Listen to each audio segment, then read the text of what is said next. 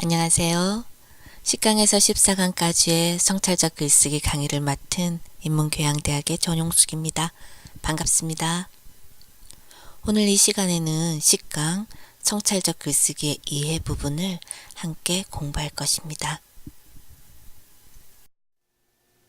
성찰적 글의 종류를 알고 성찰적 글쓰기가 우리 삶에서 어떤 역할을 할 수 있는지 그 개념과 특성 그리고 의미까지 살펴보는 시간이 될 것입니다. 자, 그래서 첫 번째 글의 개념을 살펴봅니다. 두 번째 종류를 알아보고 마지막으로 특성까지 정리해 보도록 하겠습니다.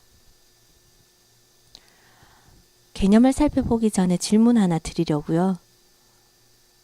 자, 성찰적 글이란 것은 어떤 글을 말하는 것일까요? 생각 한번 해봅니다. 네, 살필성, 살필찰. 성찰이란 자신이 한 일을 되돌아보며 깊이 살피는 일이라는 뜻을 가지고 있습니다. 즉, 성찰적 글이란 사색과 통찰을 통해서 자신을 표현하는 글이라고 할 수 있죠. 여기서 사색과 통찰의 주체는 곧 나 자신이기 때문에 성찰적 글은 자신의 경험과 생각을 바탕으로 쓰는 글이라고 생각하시면 됩니다. 이와 같은 성찰적 글에는 생활 에세이, 일기, 편지, 시, 자전적 소설 등과 같이 자신의 삶을 표현하는 데 비중을 준 정서적 글쓰기가 있고 자기소개서, 상상유서, 상상편지 등과 같이 자신의 삶을 소개하거나 계획하는 데 도움을 주는 글쓰기가 있습니다. 상상유서, 상상편지 가 뭔지 궁금하실 듯도 한데요. 지금부터 글을 실제로 살펴보면서 이런 글들에 대해서 알아보도록 하겠습니다. 첫 번째 글은 의자라는 제목을 가진 생활 에세이입니다. 학생이 쓴 글인데요. 전문을 실을 수가 없어서 지금 여기에는 일부분만 싣고 있습니다. 전문은 무들에 따로 올려둘 테니 참고하시길 바랍니다. 자, 이 글은 현재, 과거, 현재의 시간 순서대로 이야기를 전개하며 벤치 주변의 풍경과 자신의 심리를 탁월하게 묘사하고 있어요. 자신이 타인의 고통을 나눌 수 있는 사람이었으면 하는 자신이 원하는 이상상을 의자라는 소재를 통해서 아주 잘 드러내고 있습니다. 자, 여기서 여러분들이 성찰적 글쓰기를 쓸 때 고려해야 할 점이 있는데요. 이 점이 성찰적 글쓰기의 성패를 가름한다고 할 수도 있습니다. 자, 지금 화면에 나오고 있죠? 작고 사소한 개별적인 제재에서 누구나 공감할 수 있는 보편적인 의미를 함축한 주제를 이끌어내는 것. 이것이 성찰적 글쓰기에서는 아주 중요합니다. 두 번째 글은 일기입니다. 일기는 성찰적 글쓰기 중에서 아마 가장 지속적으로 자신을 표현하는 글이라고 볼 수 있을 것입니다. 킵티 내 사랑하는 일기장 누구의 글입니까? 그렇죠.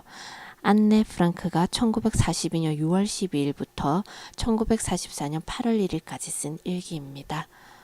안네 프랑크의 일기는 일기장에게 이름을 부여했다는 점, 그리고 그 이름을 가진 일기장에게 편지를 쓰는 방식으로 자신에게 일어난 일, 상황, 그것에 따르는 비판적인 생각에서부터 성찰적인 시선에 이르기까지 두루두루 우리에게 보여주고 있다는 것입니다. 그러면서 한 인간으로서 자기상과 이상상의 불일치에 대한 고민과 다짐, 은신자로서의 불안과 분노, 한 가정의 딸로서 부모에 대한 애정과 관심, 또 남자친구와의 어떤 애정관계 등 여러 가지 자신의 감정들을 표현하면서 일기를 통해서 꾸준히 자아에 대해서 성찰을 하고 있습니다.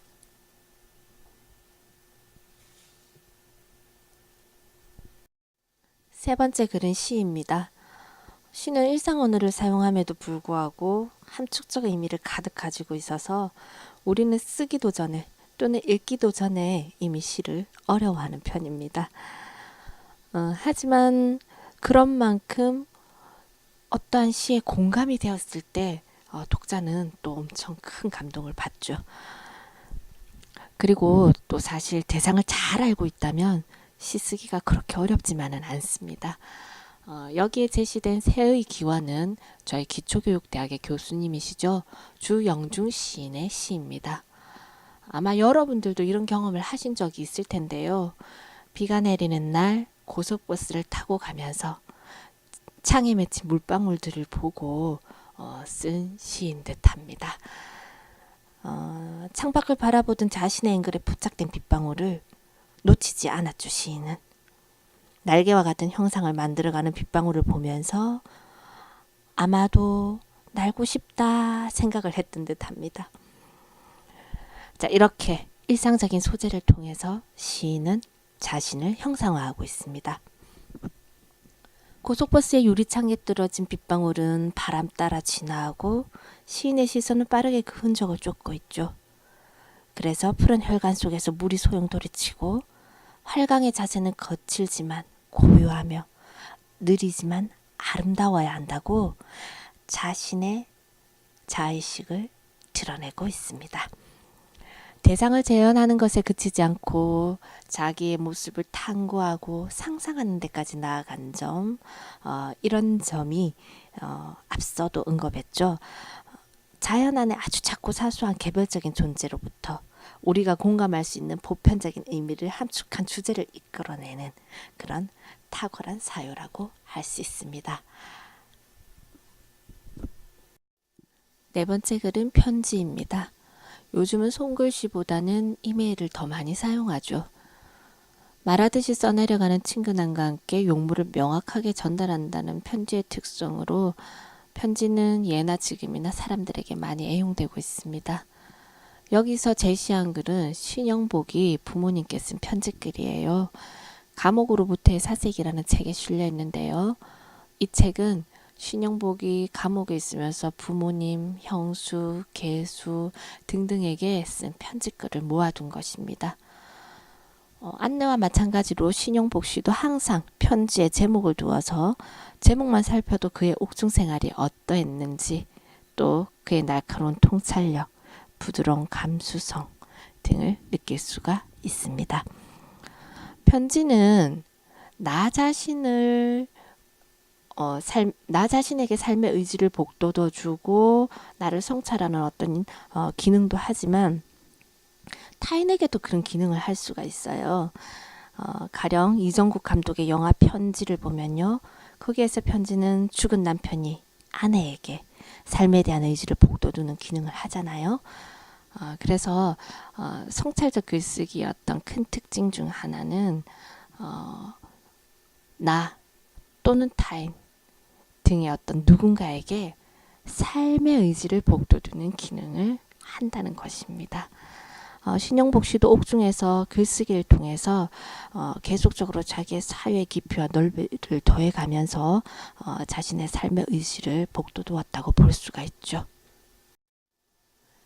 여섯 번째 글은 유서 쓰기입니다. 앞서 언급했듯이 상상 유서 그리고 상상 편지 쓰기가 있었죠. 상상 편지 쓰기는 앞으로 태어날 나의 아이들에게 어떤 말을 해줄까 미리 편지를 써보는 것이고요. 상상 유서 쓰기는 죽음을 앞두고 있다고 가정하고 미리 유서를 써보는 것이죠. 사실 성찰적 태도라는 것이 특히 이런 죽음을 앞둔 극단적인 상황에서 아주 선명하게 드러나거든요. 지금 여기에 제시한 글은 저희 DU 학생이 쓴 글인데요. 죽음을 앞두고 작성한다는 사실 때문인지 내용에 거짓이 없고 아주 진솔하며 매우 애절합니다. 속내와 달리 투덜투덜 거렸던 엄마에게 따뜻하게 대해드리고 싶다는 이 필자는 차분히 그리고 진솔하게 자신의 마음을 드러내고 있습니다. 아울러 꽃에 설레어하고 비가 오면 비냄새를 맡고 싶다며 감성 어린 시선으로 자신의 마음을 바라보고 표현해낸 점도 독자를 더욱 감동시키는 부분입니다. 이처럼 더 이상 무엇을 할 수 없을 때 우리는 자신이 진실로 원하는 것이 무엇인지를 생각해보게 되죠. 내게 소중한 어떤 것을 놓치고 살았는지 되짚어보고 다시 살게 된다면 내 삶을 어떻게 갖고 나갈까 생각해보게 됩니다. 이처럼 미리 쓰는 유서의 경우에는 자신에게 주어진 생이 얼마 남지 않았다는 극단적인 상황을 가정하고 자신의 삶을 성찰하게 함으로써 실제 남아있는 자신의 삶을 더욱 성숙하게 만들어주는 계기를 제공합니다. 실질적인 글을 보면서 지금까지 성찰적 글쓰기에 대해서 살펴보았는데요. 사실 글쓰기는 쉬운 활동이 아니죠. 태어날 때부터 글쓰기에 재능이 있어서 작가가 된 사람들도 글 쓰는 걸 상고에 비유하잖아요. 그만큼 글쓰기는 고통스러운 작업일 수 있는데요. 그럼에도 불구하고 우리는 글쓰기가 중요하다고 강조하고 써야 한다고 주장하고 그래서 이렇게 글쓰기 수업들도 하고 하잖아요. 그 연유는 무엇일까요? 여기서 우리는 자신이 경험하고 사유한 사실을 글로 표현했을 때 그것으로부터 삶을 살아낼 동력을 얻기도 한다는 점에 주목할 필요가 있습니다. 한편의 글이 완성되었을 때 우리는 불확실하던 온갖 것들이 다소 정리가 되었다는 위안과 함께 마음 한편에 자리하고 있던 불안을 뚫어내기도 하는 것이죠. 그리고 인간은 자신의 상처를 숨기려 하는 본능도 있고 반면에 자신을 드러내어 표출하려는 욕구도 있다고 해요. 자신이 경험한 희로애락 같은 감정을 타인과 공유함으로써 타인과 밀접한 관계를 형성하고자 하기도 하는데요. 이런 원만한 관계 형성이 마음의 안정을 찾게 해주기 때문에 배려심도 가지게 해주고 궁극적으로는 자신의 정체성 형성에도 기여한다고 합니다. 더더군다나 예술적으로 잘 표현된 글들의 경우에는 독자에게도 감동과 교훈을 주고 정서도 순화시키고 영향을 미치지 않습니까? 따라서 성찰적 글쓰기는 우리의 삶을 윤택하게 하는데 꼭 필요한 글쓰기라는 것을 다시 한번 말씀드립니다. 지금 여기서는 성찰적 글의 개념과 특성, 여지껏 알아봤던 것들을 정리를 해두었습니다. 여러분들이 한번 읽어보시길 바랍니다. 예, 이상입니다. 강의실에서는 지금까지 여러분들이 살펴본 성찰적 글쓰기의 개념, 종류, 특성에 대해서 정리를 할 것이고요. 그리고 여러분의 삶에 대해서 직접 짧은 글을 써보게 될 것입니다. 좋아하는 11강에서 경험 회상과 짧은 글쓰기에 대해 공부하게 될 것입니다. 감사합니다.